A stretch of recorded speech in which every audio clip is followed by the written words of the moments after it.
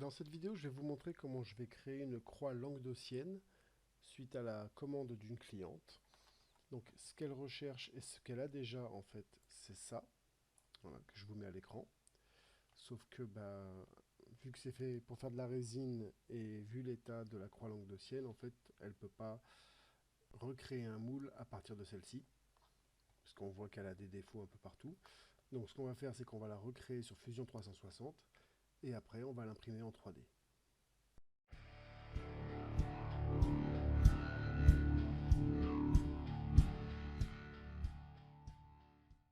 Alors pour ça, on va aller sur Inkscape. Donc j'ai déjà trouvé, on va aller sur Ouvrir, j'ai déjà trouvé une croix languedocienne sur Google, donc une qui me plaît. Voilà.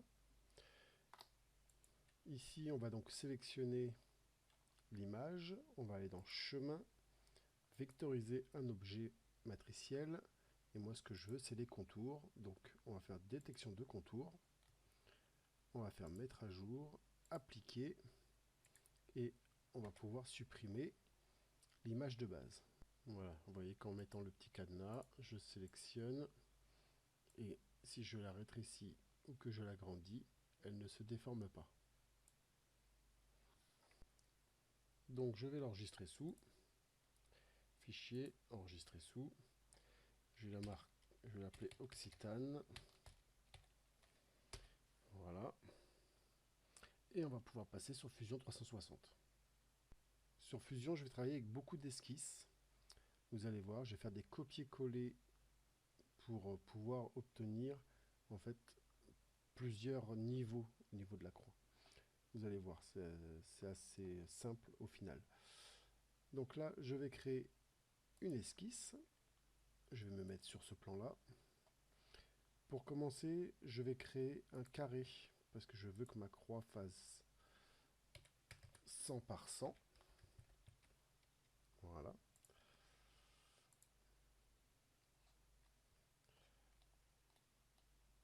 Donc, ce que je vais faire maintenant, je vais terminer cette esquisse. Voilà, on va la retrouver ici. Et maintenant, je vais créer une nouvelle esquisse, toujours sur le même plan. Et ici, je vais insérer mon fichier SVG. Donc, à partir de mon ordinateur, je l'ai appelé Occitane. Donc, on va se mettre... Voilà, ma croix est là. Donc, je vais la rétrécir pour qu'elle puisse rentrer parfaitement.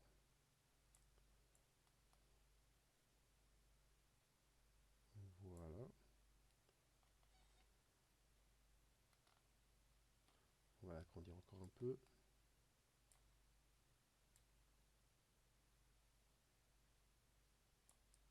Parfait. Donc là, je vais faire terminer l'esquisse.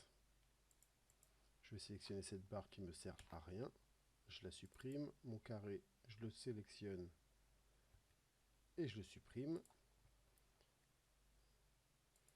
Et du coup ici, voilà, en esquisse numéro 2, j'ai bien ma croix. En esquisse numéro 1, c'était le carré. J'en ai plus besoin, je vais le supprimer. Ce que je vais faire maintenant, c'est que je vais sélectionner entièrement ma croix. Je vais faire CTRL-C. Sinon, vous pouvez faire clic droit, copier, juste là.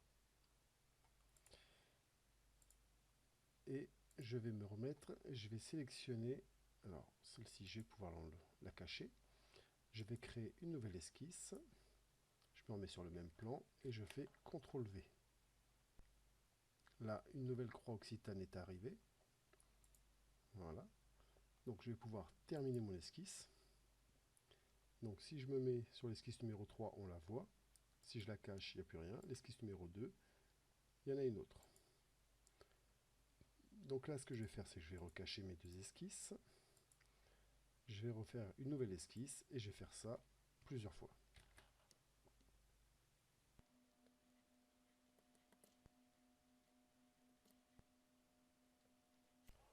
Voilà, donc j'ai créé un nombre de 5 esquisses. Donc maintenant, je vais aller sur la première. Voilà. Je vais sélectionner le, le cœur de la croix. Hein, donc je vais faire tout simplement une extrusion. Ma cliente veut que la croix fasse 3 mm. Donc j'ai déjà vu certains paramètres avec elle. Donc là, je vais mettre 3 mm. Donc c'est pour ça que je fais plusieurs esquisses. C'est parce qu'une fois que j'ai extrudé vers le haut le cœur de la croix, en fait mon esquisse elle disparaît. Elle se clôture en fait. Donc voilà, ici, voilà, j'ai le cœur de ma croix. Je vais passer du coup sur la deuxième que j'ai créée. Ce petit rebord là, je vais le sélectionner. Je vais faire une extrusion aussi de 3 mm. Voilà. Comme ça fait un seul bloc. Je vais me mettre sur l'esquisse numéro 4. Je vais sélectionner du coup le morceau qui m'intéresse. Et ici, il faut qu'il y ait 1 mm de moins. Donc je l'extrude seulement de 2. Voilà. Donc là, on peut voir qu'il y a bien un débord. Si je fais inspecter et que je sélectionne le bas et le haut, voilà, on a bien 1 mm.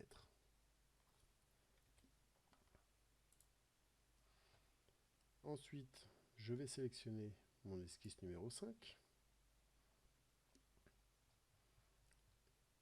Je vais sélectionner ce rebord. Je vais faire une extrusion et ce coup-ci, je veux 3 mm. Voilà. Ce qui nous permet d'obtenir un creux